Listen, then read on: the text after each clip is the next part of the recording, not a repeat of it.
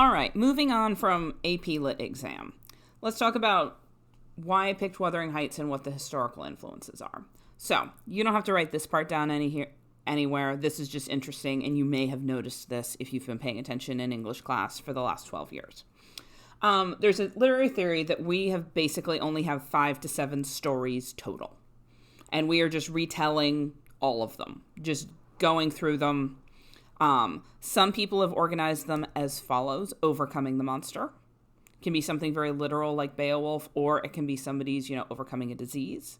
Rags to riches, you're very familiar with that if you've read anything by Charles Dickens, or really The Great Gatsby last year. We're going to have a tiny bit of rags to riches in Wuthering Heights, but it's not really a rags to riches story. The Quest, we immediately are having those kind of 3A connections, thinking about the Odyssey, thinking about the Aeneas. Voyage and Return, very much like The Quest, but about the difficulty of actually returning home. Sometimes also called the hero's journey. There are 7 stages of that. I have a book about that in the classroom if you're interested. If you watch the Olympics, pretty much all of the stories they do about Olympians follow this idea of they go out in search of something and they have obstacles they have to overcome and they think they might turn around and then they reinvent themselves in some way and succeed. There's comedy, I assume you're familiar. Tragedy, which usually has a very specific definition going back to the Greeks about somebody, a tragic hero who is good but not perfect and is brought down by a fatal flaw. And the idea of rebirth, the idea that something is going to be reborn either in a very literal, fantastic sci-fi way or in the way of somebody reinventing themselves, very rags to riches. So, you may have noticed, again, as you read, big part of 3A connections is being this reminds me of this. These are all rags to riches stories. These are overcoming monster stories. It's a good way of categorizing this. I'm here to tell you that Wuthering Heights is unlike any other story you have read or will read. I mean, you're probably rolling your eyes being every English teacher ever tells me this. You've seen things that have love triangles in them. You've seen things that have family drama in them. It is a very unique book, and while some of the plot points might sound familiar, what she does with them in terms of the attitude she takes to them, the tone she takes to them, the atmosphere, the payoff that has to do with them, she plays around with some tropes from romance novels. She plays around with some tropes, we have a rags to riches story, we have a revenge story, but none of them go where you're expecting them to go in terms of tone or plot. Critics really cannot agree about this book. I'm going to be honest with you straight from the start. Critics all agree on what the message of Beowulf is for the most part. It is a story teaching young men how to be great leaders, which means you obviously have to be the warrior, and then you have to transition to being the king. They're much more divided about Wuthering Heights. Is it a love story? Is it a story about the failure and inadequacy of romantic love? Are we supposed to like any of these people? If you were in your dual enrollment class with me last year and you read A Streetcar Named Desire, you're familiar with this speech from me. There are many pieces of literature where there's a character that you are supposed to identify with, you are supposed to relate to, the audience is supposed to have a special connection, we're supposed to see them as, to go back to Aristotle's phrase about tragic heroes, good but not perfect. They're not so perfect that we can't relate to them, but mostly we see them as trying to do good, or if they do bad, they make up for it. It's not true of any characters in here for the most part.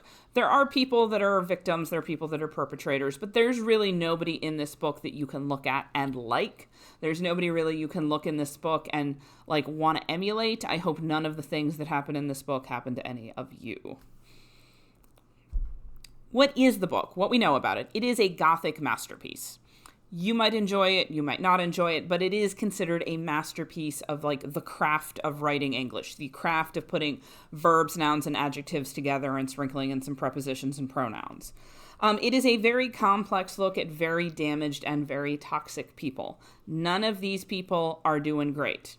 And it is also a commentary on how we tell stories, because it has a very strange and peculiar narrative structure, which I'll be talking about towards the end. So it is, because it's written in 1847, that'll be on a slide in a few minutes, but 1847, you should definitely have that written down somewhere. It is a result of a romantic movement in the 1800s that's called, the artists are referred to as the Romantic. Sometimes it's referred to as Romanticism. And by the way, if we're on our little note-taking sheet, we're starting to get involved here. So in 2025, when I say the word romantic to you, if I say, is somebody romantic or is your relationship romantic, there is usually an implication, sort of, I put it in, and these are some of the like clip art that came up, right? Like red roses, champagne, couples. If I ask you if your relationship with somebody is romantic, I'm almost always asking about if there is a particular type of emotional connection there that is different than the connection you have with your friends. This is not what we mean by the romantics in 1825. Here are some of the most famous romantic paintings of the 1800s, 19th century. I picked 1825 just because it's an even, 200-year split back. The book is actually published in 1847, but that's still part of the Romantic movement. This painting here on the left of the man looking out is considered one of the most iconic pictures of the Romantic, or paintings of the Romantic movement. It's on the cover of many textbooks about the Romantics, and you'll notice that there is not a romantic partner standing next to him. He is in nature. He is by himself. He is looking out to nature. He is dressed as if he belongs in society, but he has gone out into nature. And these are some other really famous paintings from the Romantics. I pulled this definition, and they gave you these very handy 5 eyes. So Romanticism refers to a movement in art, literature, and music during the 19th century. It is characterized by the 5 eyes: imagination, intuition. So imagination, your ability to have creative thought. Intuition, we want to think of that in terms of like gut feelings, your instinct towards something. That could be another eye they use in there. Idealism, it's often very idealistic about the idea that humans, given the right opportunity, can do the right thing. Wuthering Heights is not particularly idealistic, though. Inspiration, that inspiration is almost always found in nature. And individuality.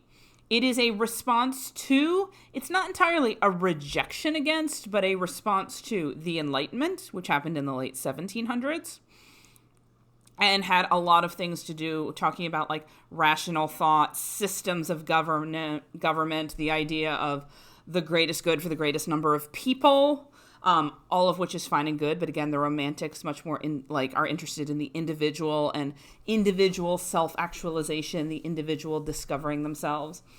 A little bit of a response to both scientific advancement and the Industrial Revolution, both of which were, in terms of us sitting in 2025, very good things. But art and people felt that progress had just been very sudden, right? So there is a pull towards nature, a thought that humans had been better in communication or more in balance with nature in earlier times. And now with all of this industrial revolution, with trains, with scientific advancements, that we were in some way drifting away from a natural state that we should be in. By the way, this is an impulse that exists particularly for the Romantics, but it kind of exists always in humanity. You can watch any like wellness influencer and they'll be talking about the way we used to be, the way that we were better back then, the way that we were more natural in some way, and that these modern things are taking us away from it. So again, very focused on the individual, very focused on imagination, very focused on emotion and the idea that we need to indulge our emotions. So this showed up in literature. It also showed up in music. There's a place for you to put this down in your notes. You just have to note musicians. I'm assuming everybody knows who Beethoven is there on the left. His Fifth Symphony is considered one of the great pieces of sort of romantic music. If you've ever heard Beethoven, it's huge and big and passionate. It's very different than, say, like, Mozart or Bach, which tend to be much more technical. This guy in the middle here, you might be amused by. He's Liszt. He is the Elvis Presley of the 1800s in the sense that he'd come on stage in a cape, fling that hair to the side, and he caused a frenzy among young women and girls. They would scream and faint when he came on stage to play the piano. And everybody had the same moral panic that they always have about whatever musician teenagers are excited about. It also shows up a lot in painting. There's this, again, that focus on nature, representing nature, less focus on like posed portraits of people. Obviously, later in the 1800s, we have the invention of the camera. And the idea that art's job is no longer to represent the realistic world, but to represent an interpretation of the world. Think about the trailers we watched. Think about like that 1992 one that Navy wants to present a realistic version of what 1783 would have looked like, versus maybe the more modern movie looks like it's not really going for that. It's going for an interpretation, a feeling, something driven by emotion.